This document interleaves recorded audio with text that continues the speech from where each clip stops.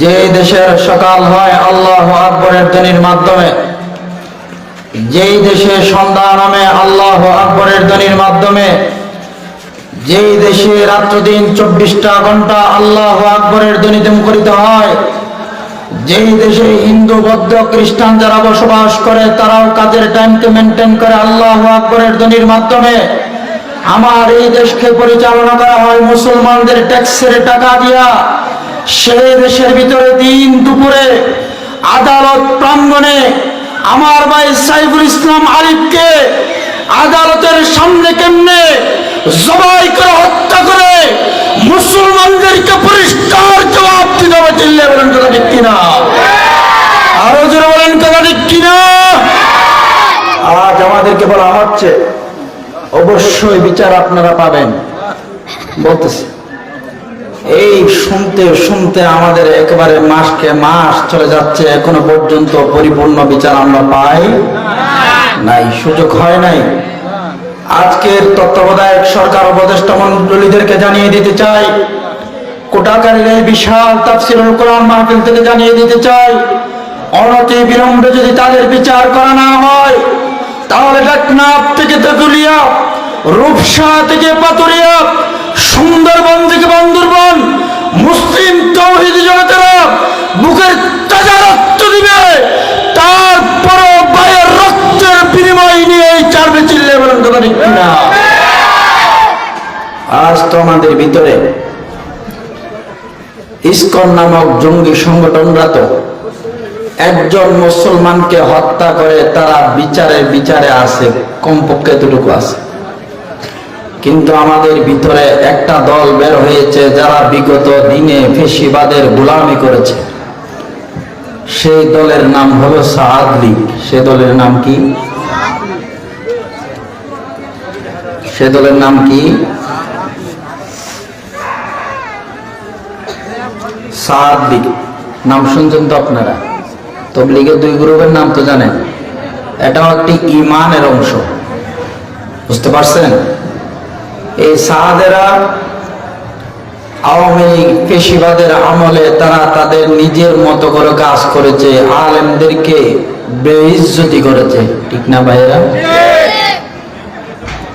তারা এই সুযোগে যখন যাদেরকে দিয়ে শক্তি দেখাইতো তারা যখন বাংলার জমিন থেকে পালিয়ে গেল, পালিয়ে যাওয়ার পরে আর কোনো কিছু করতে না পেরে তাহাজ্জুদরত অবস্থায় মুসল্লিদের উপর আক্রমণ করে 17 ডিসেম্বর চারজন ভাইকে দুনিয়ার থেকে শহীদ করে দিয়েছে, ঠিক না? শুনছেন আপনারা? জি, জানেন কয়জন?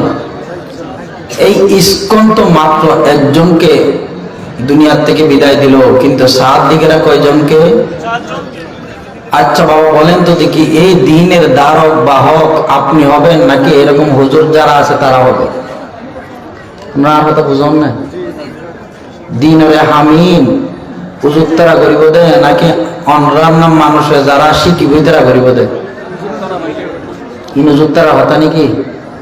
নয়, এগুলো আমার কথা নয়, বাকি হুজুরদের কথা নয়, সালেহ আজিজের কথা নয়। রাসূল করিম সাল্লাল্লাহু আলাইহি ওয়াসাল্লাম বলেন, আল উলামা ওয়ারাসাতুল আম্বিয়া, আলেমরা হলো নবীর ওয়ারিস। কার ওয়ারিস? তো নবীওয়ালা কাজের দায়িত্ব নেবে আলেমরা। যদি কেউ 3 চিল্লা লাগানোর পরে যদি বলে আমি আলেম থেকে বড় হুজুর, তাহলে মনে করতে হবে তার ভিতরে ভেজাল আছে, ঠিক না? যেমনি বাবা আমাদের ফেসিবাদী সরকার বলেছিল দেশ আমার, আমরা পালাই না, কিন্তু যাওয়ার সময় আগে হেলিকপ্টার দিয়ে পালাই, চিল্লা কথা ঠিক কিনা? এই অবস্থা যেন না হয়। সামনের থেকে এই দ্বীনের কার্য তো আসবে, রফিক হুজুর আছে, বাকি হুজুর আছে, এদের সাথে পরামর্শ করে পারবেন তো ইনশাআল্লাহ? পারবেন তো ইনশাআল্লাহ? আল্লাহ পাক আমাদেরকে কবুল করুক, পড়ে না আমিন। সময় একেবারে সংক্ষিপ্ত, আমি আপনাদের সামনে কোরআনুল কারীমের একখানা আয়াতে কারীমা তিলাওয়াত করেছি। রাসূল করিম সাল্লাল্লাহু আলাইহি ওয়াসাল্লামের বহুল পঠিত হাদিস থেকে 2টি হাদিস পাঠ করেছি। আল্লাহ পাক যদি তৌফিক দান করেন অল্প সময়ে তিলাওয়াতকৃত আয়াত এবং হাদিসকে সামনে রেখে অল্প সময় আপনাদের সামনে আলোচনা করব। আল্লাহ পাক যেন তত্ত্ব সমৃদ্ধ আলোচনার তৌফিক দান করেন, আমরা পড়ি আমিন। আল্লাহ পাক কোরআনুল কারীমের মধ্যে বলেন, ইয়া আইয়ুহাল্লাযীনা আমানু, হে ঈমানদারেরা। কাদেরকে বলছেন? ঈমানদারদেরকেই বলছেন, নাকি বেঈমান কাফেরদেরকে বলছেন? ঈমানদারদেরকে বলছেন। উদখুলু, তোমরা ঢুকে পড়ো। হরে ঢুকুম দেয়, আল্লাহ পাক ওটার উত্তর দিচ্ছেন। ফিসসিলমি, ইসলামের মধ্যে। কোথায়? ইসলামের মধ্যে। কাফা, পরিপূর্ণরূপে। এখন আমরা তো মনে করি কেউ যদি দাড়ি টুপি রাখে বা কোন একটা ভালো কাজ করে সেই ঈমানদার, সেই মুসলমান, ঠিক না? কিন্তু ভালো করে বুঝবেন, যদি সেরকম হতো আল্লাহ পাক কি ঈমানদারদেরকেই ইসলামের ভিতরে ঢোকার জন্য বলতেন? এরপর আল্লাহ পাক কি বলছেন?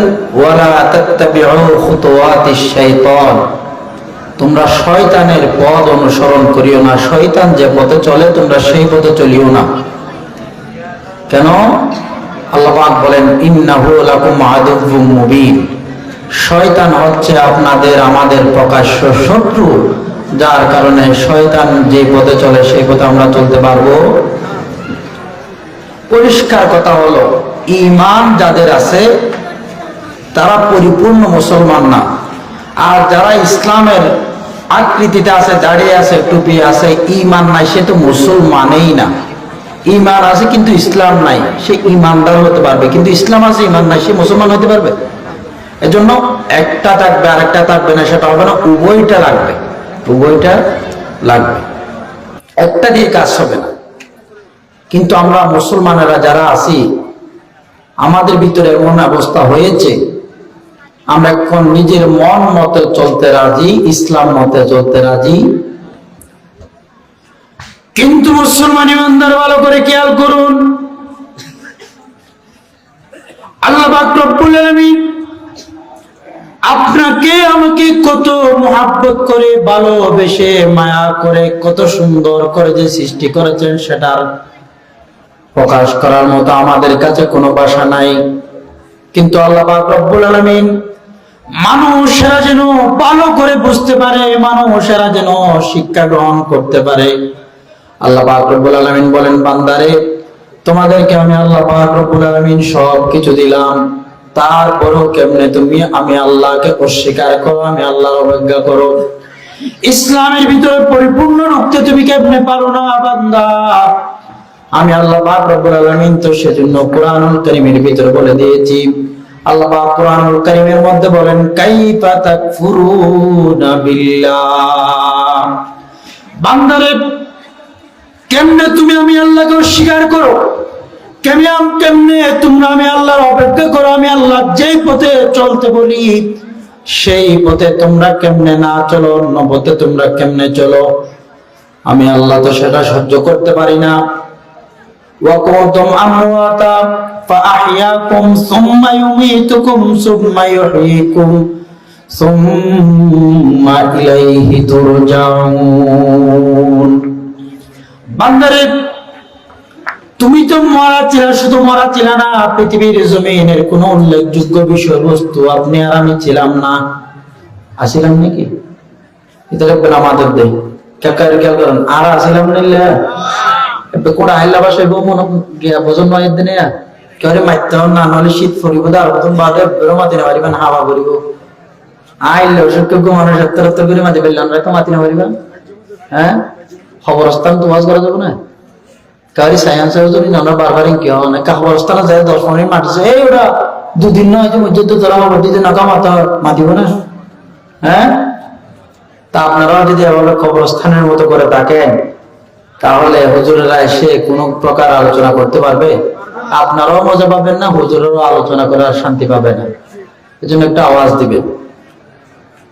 আচ্ছা, আমি আর আপনি পৃথিবীর কোন উল্লেখযোগ্য আব্দুর রহিম, আব্দুল করিম নামের, আব্দুল্লাহ নামের কোন মানুষ ছিলাম? হ্যাঁ, নাকি আরাম মা বাবা হয়ে পারিব যে আব্দুল করিম মাই ভাই মরদ ফুল পারিব? এটা সিটি স্ক্যান করা এদের দেখতে তো মাই ভাই মরদ ফুয়াইল না। সেজন্য আল্লাহ পাক রব্বুল আলামিন কুরআনুল কারীমের ভিতরে বলেন পৃথিবীর উল্লেখযোগ্য কোন বিষয়বস্তু তুমি ছিল না মানুষ হিসেবে, যে তোমাকে আজকে দুনিয়ার জমিনে সম্মান করতেছে, ওই সম্মান করার মতো মানুষ তুমি ছিল না। তোমাকে জীবন দিয়া বড়ি দিয়া আমি আল্লাহ সৃষ্টি করেছি। কে সৃষ্টি করেছেন? আল্লাহ সৃষ্টি করেছেন। বান্দারে তোমরা এই কথা মনে করো না এই দুনিয়ার জীবন পাওয়ার পরে তুমি দুনিয়ার জীবনে থাকতে পারবা, পরপারে তুমি যাবা। কবরে যাওয়ার পরে এই কথা কোনো মানুষ বলতে পারবে না আমি কবরে আসলাম, মাটি দিয়ে আমাকে তৈরি করা হয়েছে, এই মাটির দেহ দিয়ে মাটির ভিতরে আসলাম, মাটির ভিতরেই তো থাকবো। বাংলায় আপনি আর আমি মাটির ভিতরে থাকতে পারবো না, মাটির থেকে আমাদেরকে উত্তোলন করবেন কে? আরেকটা আওয়াজ দিয়ে বলেন কে? সবাই তো বলেন নাই কে? কোন একজন ব্যক্তি যদি একবার যদি আল্লাহ বলতে পারে বান্দা, সাথে সাথে আল্লাহ পাক 4000 গুনাহ ক্ষমা করে দিবেন। শুধু 4000 গুনাহ ক্ষমা করবে না, 4000 নাকি আল্লাহ পাক তার আমলনামায় লিপিবদ্ধ করে দিবেন। 4000 রহমত আরশ থেকে আল্লাহ পাক বর্ষণ করে দিবেন। 4000 জান্নাতের দরজা সেই বান্দার জন্য বন্ধ করে দিবেন। আরেকটা আওয়াজ দিয়ে বলেন না সুবহানাল্লাহ। একজন মুমিন মুসলমানদের সুবহানাল্লাহর দাম কতটুকু জানেন নাকি? সুলাইমান আলাইহিস সালাতু ওয়াস সালামকে আল্লাহ পাক রব্বুল আলামিন পৃথিবীর সবকিছুর বাদশাহ ইত্যাদি পৃথিবীতে পাঠিয়েছেন। সুলাইমান আলাইহিস সালাতু ওয়াস সালাম বলেন, পৃথিবীর জমিন আমার চেয়ে বড় কোনো বাদশা নাই। আমাকে তো সবকিছুর বাদশা বানিয়ে আল্লাহ পাক পাঠিয়েছেন, কিন্তু একজন মুমিন মুসলমানদের সুবহানাল্লাহর দাম আপনারা কি কতটুকু জানেন? আমি সুলাইমান আলাইহিস সালাতু ওয়াস সালামের রাজত্ব যে এত বড়, কিন্তু আল্লাহর কাছে একবার মুমিন মুসলমানদের সুবহানাল্লাহ আমার রাজত্বের চাইতে আল্লাহর কাছে 1000 কোটি গুণে বড়। সুবহানাল্লাহ বলেন। এজন্য আল্লাহ সুবহানাল্লাহ হুজুরা বললে এগুলো একটু বলবেন। এই মাহফিলে এসে যদি বারবার বলতে পারেন, গুনাহ ক্ষমা হবে আপনার নাকি আমার? সবার। কার? সবার। এজন্য বলবেন। এখন বান্দা যদি মনে করে আল্লাহ আমাকে তো মাটি দিয়া সৃষ্টি করেছেন, মাটির ভিতরে তো আসলাম, মাটির দেহ তো কে ফেললো, মাটির ভিতরে বুঝি আমি থেকে যেতে পারবো নাকি? বান্দারে না না, মাটির জীবন যে আপনি পেয়েছেন, মাটি দিয়ে আপনাকে তৈরি করা হয়েছে, মাটির ভিতরে গেলেন, মাটি যাওয়ার পরে মাটি যখন আপনাকে কে ফেললো, ওখান থেকে আবার উত্তোলন করা হবে না, সেই কথা আপনি মনে করিয়েন না। প্রত্যেকটা মুসলমানকে মাটির ভিতরে দেওয়ার পরে প্রত্যেক হুজুররাই শাহাদাত আঙ্গুল দিয়ে একটা দোয়া পড়ে। ওই দোয়া কি জানেন নাকি? কুরআনুল কারীমের আয়াত। হুজুরেরা সেখানে আঙ্গুল দিয়ে পড়ে, মিনহা খলাকনাকুম ওয়া ফিহা নুঈদুকুম ওয়া মিনহা নুখরিজুকুম তারাতান উখরা। আল্লাহু আকবার। আল্লাহ পাক রব্বুল আলামিন কুরআনুল কারীমের মধ্যে বলেন, মিনহা খলাকনাকুম, বান্দারে তোমাকে আমি মাটি দিয়ে সৃষ্টি করলাম, ওয়া ফিহা নুঈদুকুম, বান্দারে তোমাদেরকে আমি আবার মাটির ভিতরে দিলাম। বান্দা মাটিতে যাওয়ার পরে তুমি এই কথা মনে করো না তুমি মাটির ভিতরে থাকতে পারবা। আমি আল্লাহ কুরআনুল কারীমের ভিতরে পরিষ্কার ভাষায় ঘোষণা করে দিলাম, ওয়া মিনহা নুখরিজুকুম তারাতান উখরা, বান্দারে তোমাদেরকে শুধু উঠতে হবে না, সশরীরে জিন্দা অবস্থায় তোমাদেরকে আল্লাহ পাক উত্তোলন করবে। সেজন্য মুসলমান এই ক্ষণস্থায়ী জীবনে আপনি আর আমি ইবাদত করব কার? কার ইবাদত করেন বাবা? আল্লাহর ইবাদত করতে হবে। এই দুনিয়ার জীবনে পেয়ে খেল তামাশার জীবন যদি আমরা মনে করি, এটাকে যদি খেলাধুলার ভিতরে কাটিয়ে দেওয়ার মতো জীবন আমরা মনে করি, তাহলে আমরা ভুলের স্বর্গে বসবাস করতেছি। কিসের স্বর্গে? ভুল জীবনত আছে দেরি জীবনত বুঝে ভালো, সঠিক পথে নাই, ভুল পথে আছে আমরা। আজকে দেখেন টাকা পয়সা, গাড়ি বাড়ি, ধন সম্পদ, বেশি দূরে যাওয়ার দরকার নাই। আমার বাংলাদেশ দিয়ে আপনাদেরকে বুঝিয়ে দেয়, আমার বাংলাদেশের বিগত জীবনের যিনি প্রধানমন্ত্রী ছিলেন, লেডিস ফেরাউন, নাম কি? বিশ্বাস নলান নাকি? এ ফেরাউন তোমরা বুঝছি নাকি? আলেমদেরকে নির্যাতন যেমনি ভাবে ফেরাউন যেমন নাকি দ্বীনের প্রচারকদেরকে জুলুমের স্টিম রুলার চালিয়েছিল, সেই রকম আমার দেশের লেডিস ফেরাউন তার চাইতে বেশি করেছে। চিল্লায় বলুন কথা ঠিক কিনা?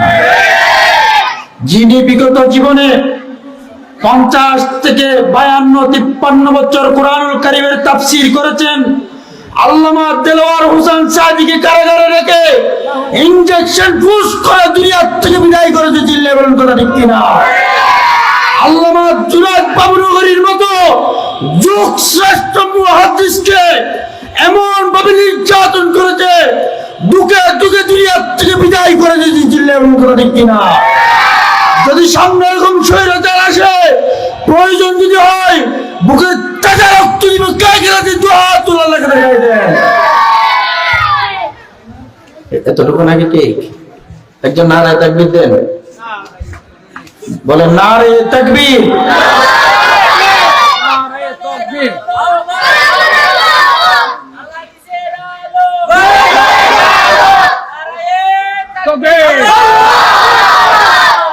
এটা কিন্তু আমার কথা নয়। আল্লাহ পাক রব্বুল আলামিন কুরআনুল কারীমের মধ্যে বলেন, ওয়া রাব্বাকা ফাকাব্বির, তোমরা রবের নামে তাকবীর দাও। কার নামে? আল্লাহর নামে তাকবীর দাও। আল্লাহর নামে তাকবীর দিলে খুশি হয়ে যান কে? এই স্বৈরাচার সরকার আমার বাংলাদেশ থেকে এমন দুর্নীতি করেছে, এমন কোন জায়গা নাই যেই জায়গা থেকে তিনি টাকা নিয়ে যান নাই। কিনা বলেন? আমরা সব সময় নিউজের ভিতরে পেতাম রবের পরিবর্তে বাস, আর যখন খেজুরের দাম বাড়ে বড় দিয়ে ইফতার করো। ঠিক নেই? শুধু তা নয়, এমন এমন বলতেন মিষ্টি কুমড়া দিয়ে বার্গার বানিয়ে খাও, কিন্তু সে গণভবনে মুরগির রোস্ট আর পোলাও খাইতো। ঠিক কিনা বলে? সে টাকা চুরি করে টাকার পাহাড় করে বিদেশে যাওয়ার পরেও সেখানে শান্তিতে থাকতে পারতেছে। আর মানে বোঝা গেল, কেউ যদি টাকাওয়ালা হয়, পয়সাওয়ালা হয়, তারা কিন্তু শান্তিতে থাকতে পারে। শান্তি দেওয়ার মালিক একজন, তিনি কে? আল্লাহ।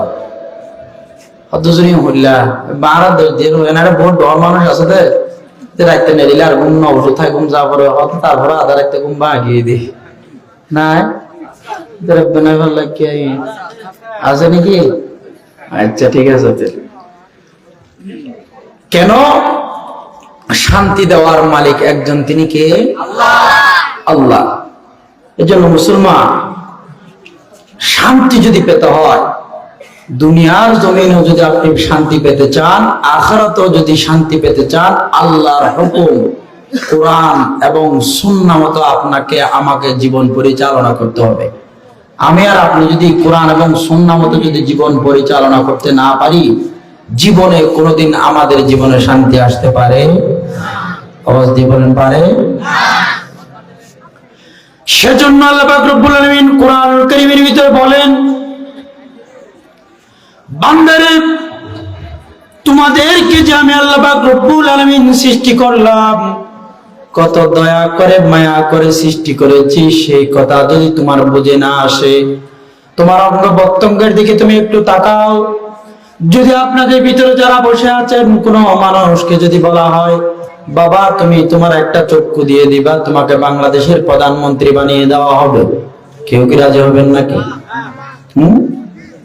যদি একটা চক্ষু দিয়ে বাংলাদেশের প্রধানমন্ত্রিত্ব যদি আপনি নিতে না চান, আপনার আমার রব যে গোটা জিন্দেগিতে আপনি দুনিয়ার জমিনে আসার পরে মৃত্যু পর্যন্ত কি খাবেন না খাবেন, 50,000 বছর আগে যে আল্লাহ আপনার জন্য আমার জন্য রেডি করে রেখেছেন, আর দুনিয়ার জমিন আমি কিভাবে চলাফেরা করব না করব সব কিছু ঠিক করে রেখেছেন, সে আল্লাহর ইবাদত করার দরকার আছে না নাই? এজন্য তো আল্লাহ পাক রব্বুল আলামিন কোরআনুল কারীমের ভিতরে বলেন, ইন্নাদ দীনা ইনদাল্লাহিল ইসলাম, বান্দারে আমার কাছে একমাত্র মনোনীত ধর্মের নাম হলো ইসলাম। আল্লাহর কাছে একমাত্র মনোনীত ধর্মের নাম কি? সবাইকে বলতে হবে নাম কি? আজকে তো আমাদের ভিতরে এমন মানুষ আছে যারা বলে কোরআনে কোনো রাজনীতি নাই, কোরআনে কোনো রাজনীতির দিক নির্দেশনা নাই। নাউজুবিল্লাহ বলুন। আর কাগুড়া করে রাজে কি নারায় তাকবীর দিলে দড়ি এর বানি ফেলা দিতে রাজনী কি তা আওয়াজ কেন দাও বেরে আইম সিঙ্গেল গেরে গেরে গেরে হয়ে ভিতরে একটু ঘোরা বেরো আর সমস্যা কি? আওয়াজ দিতে পারবেন না? তারা বলতেছে কোরআনে কোনো রাজনীতি নাই।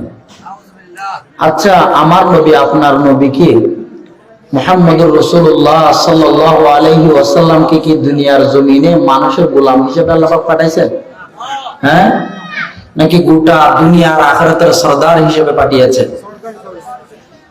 শুধু আমার নবী নয়, আমার নবীকে তো আল্লাহ পাক সৃষ্টির শুরু থেকে দুনিয়া সৃষ্টি করার আগ থেকেই আল্লাহ পাক বাদশাহ হিসেবেই বানিয়েছেন। আমার নবীর সাহাবীরও গোটা দুনিয়ার জিন্দেগিতে সবচাইতে পাওয়ারফুলের মালিক বানিয়ে দিয়েছিলেন কে? আজকে যারা কোরআনে কোনো রাজনীতি নেই, আলেমরা কি রাজনীতি করবে? কোরআনের রাজনীতি চলতে পারে না, মৌলবাদের রাজনীতি চলতে পারে না। এরা পৃথিবীর 1 নম্বরের লুচ্চার বদমাশ ছাড়া কেউ হতে পারে না। আর আওয়াজ দিয়ে বলেন কথা ঠিক কিনা? কারণ কি? কোরআনের রাজনীতি যদি কেউ না করে তাহলে বড় বড় বোতল খাওয়া যায়, রাস্তার থেকে টাকা মেরে পকেট ভর্তি করা যায়, চিল্লে বলেন কথা ঠিক কিনা? যার কারণ আজকে তারা বড় গলায় বলে, আমরা এই কথা বললেই বলে রাজনীতি। তারা যদি আমাদেরকে সত্য কথা বলার কারণে রাজনীতি করি বলে, তাহলে তাদেরকে আর একটা জবাব দিতে হবে, তারা কিন্তু করে পেট নীতি আর শোষণ নীতি। চিল্লে বলেন কথা ঠিক কিনা? মনে রাখতে হবে, পৃথিবীতে আসছেন একদিন, যাবেনও একদিন।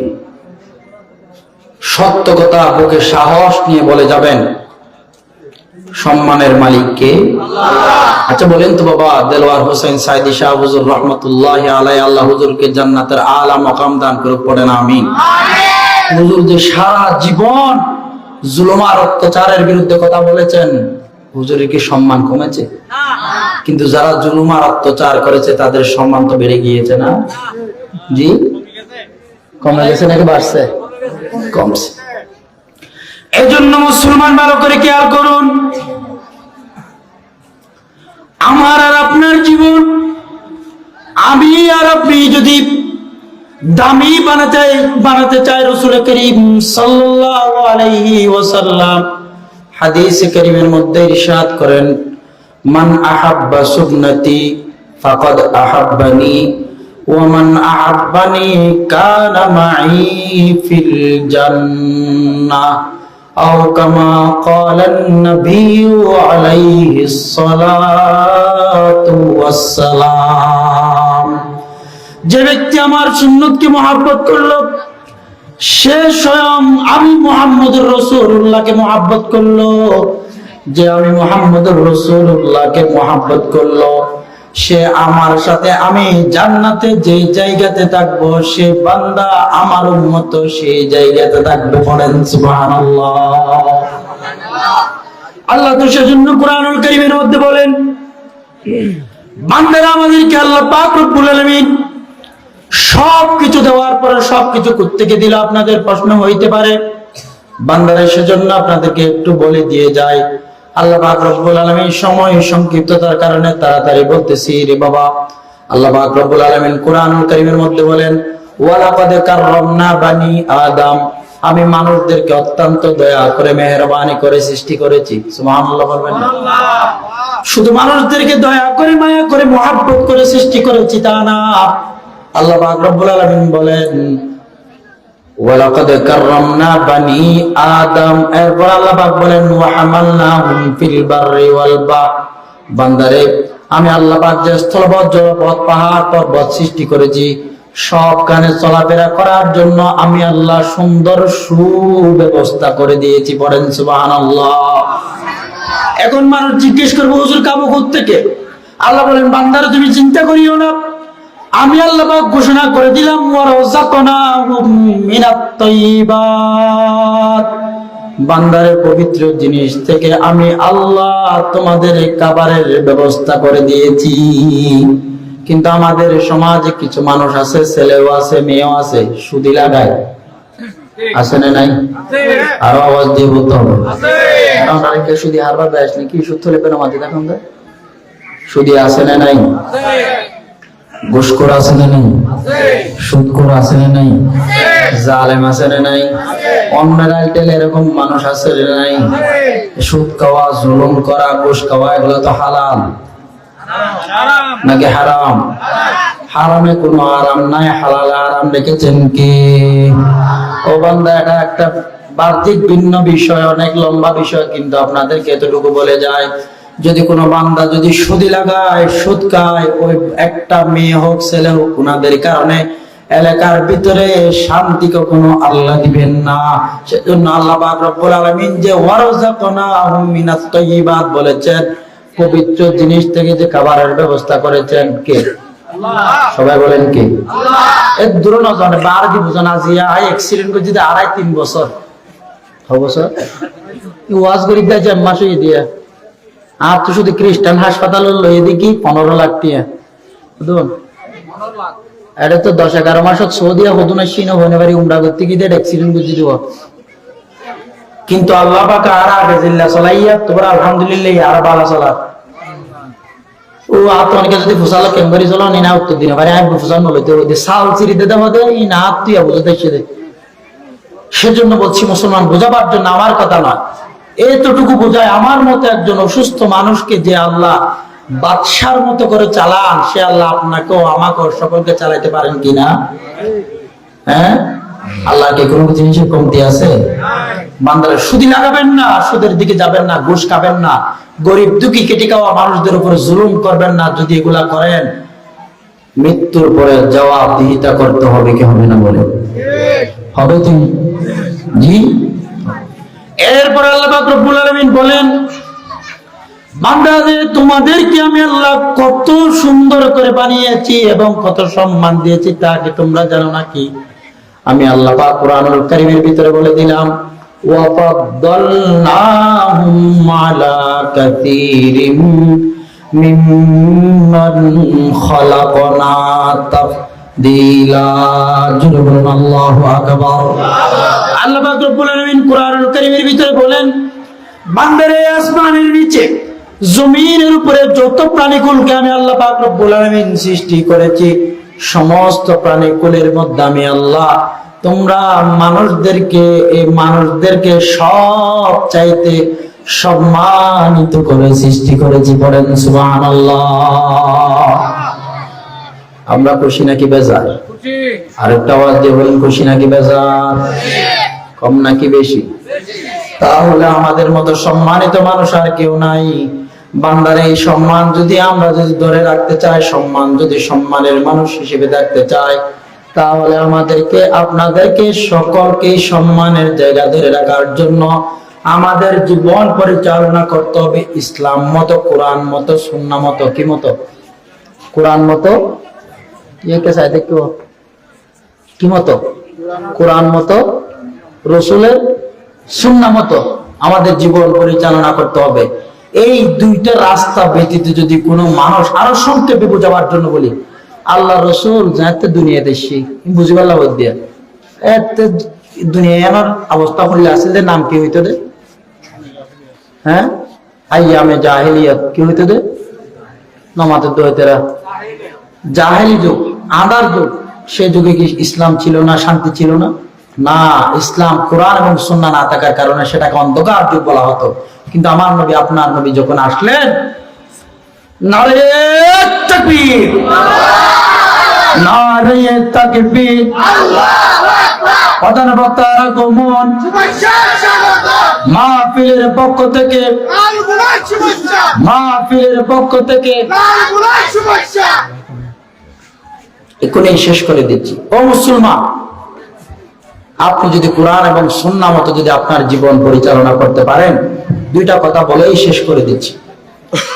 আপনাকে দুনিয়ার জীবনেও পরপারে যাওয়ার পরও শান্তির ব্যবস্থা করে দিবেন কে? সবাইকে বলতে হবে কে? আল্লাহ। যে সূরা জান্নাতবাসীদের সামনে তেলাওয়াত করবেন, এই সূরা আর রহমানের মধ্যে আল্লাহ পাক বলেন, ওয়ালিমান খাফা মাকামা রাব্বিহি জান্নাতান। বান্দারে, তোমরা কি মনে করছো পৃথিবীর জমিনটাকে তোমাদের জন্য একটা জান্নাতের টুকরা আমি আল্লাহ বানাই নাই? বান্দারে, তোমাদের জন্য আমি আল্লাহ দুনিয়ার জমিনটাকে জান্নাতের টুকরাতে পরিণত করে দিয়েছি। কখন জানো নাকি? ওয়ালিমান খাফা, তোমরা ভয় করো আমি আল্লাহর নিষেধাজ্ঞার উপরে। কার নিষেধাজ্ঞা?